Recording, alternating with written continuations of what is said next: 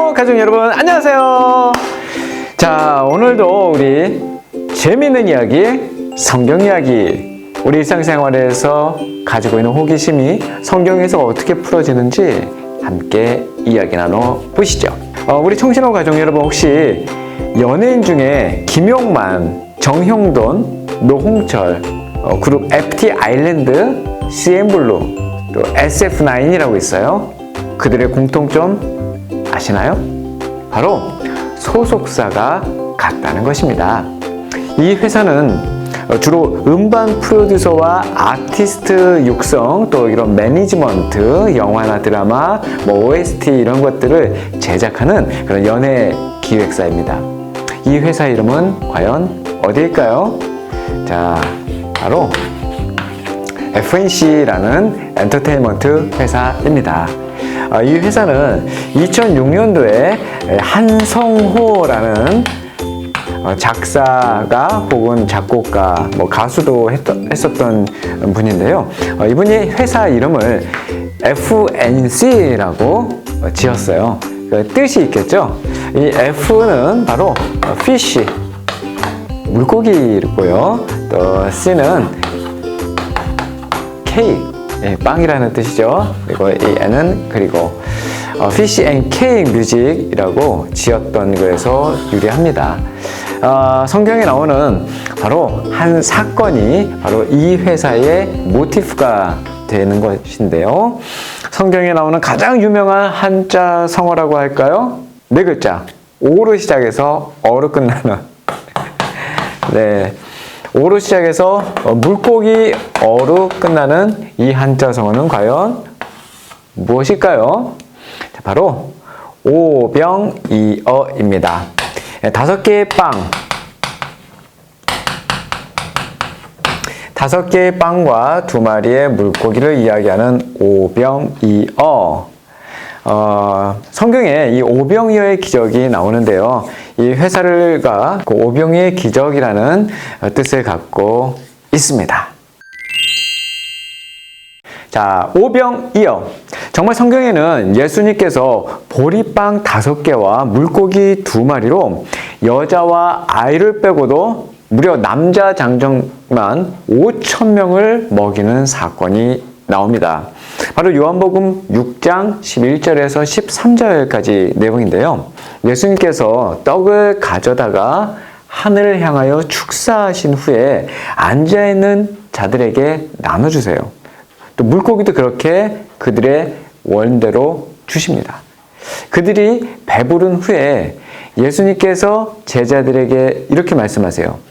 남은 조각을 거두고 버리는 것이 없게 하라, 그렇게 말씀하시는데요. 거두어 보니까 보리떡 5개로 먹고 남은 그 조각이 12바구니에 찼더라, 이렇게 나옵니다. 자, 이 오병이어의 사건은 하나님께 작은 것이라도 정성껏 바치면 상상도 못할 큰 경제적 축복을 받는다라는 식의 그런 기복적 메시지가 아닙니다. 물론 하나님께서는 우리 삶에 필요한 그런 경제적인 부분들을 채워주시죠. 그러나 이 오병이어의 사건은 예수님의 죽음을 통해 우리에게 주어질 풍성한 하늘나라의 풍요를 설명해 주시는 사건이에요. 왜 하필 보리빵과 물고기일까요? 당시 하층민들이 주로 평범하게 늘 먹을 수 있는 그런 음식들이었거든요. 보리빵과 물고기 2마리, 그 소품은 그것으로는 도저히 불가능할 것이라는 것을 나타내는 아주 미약하고 하찮은 것의 상징일 뿐입니다. 다시 말해서 이 오병이어의 사건은 구원이라는 것을 설명하는 것입니다. 구원, 영어로는 salvation이라고 하죠. 구원이라는 것은 우리 인간 측에서 인간의 힘으로 무엇인가를 보태서 해낼 수 있는 것이 아니다. 오직 예수님만이 당신의 살과 피를 찢으심으로 우리에게 그 천국의 풍요를 선물해 주실 수밖에 없다. 그것을 설명해 주시는 매우 상징적인 사건인 거예요. 또한 이 오병이어의 사건은 시간적 배경이 굉장히 중요합니다. 요한복음 6장 4절에 보면 그때는 유대 사람의 명절인 유월절이 가까운 때라는 시간적 배경이 나오거든요. 유월절이 무슨 뜻인가요? 유월절. 성경에 보면 유월절이 자주 나오는데 유대인들이 가장 중요하게 생각하는 민족 최대의 명절입니다. 이 유월절은 6월에 있는 것이 아니에요. 이것은 한자인데요. 바로 뛰어넘는다라는 뜻이에요. 뛰어넘는다. 뛰어넘는 날. 그러니까 영어로 하면 패스 오버, 건너뛰다. 무슨 날이에요? 이스라엘 백성들이 이집트를 탈출했죠. 출애굽.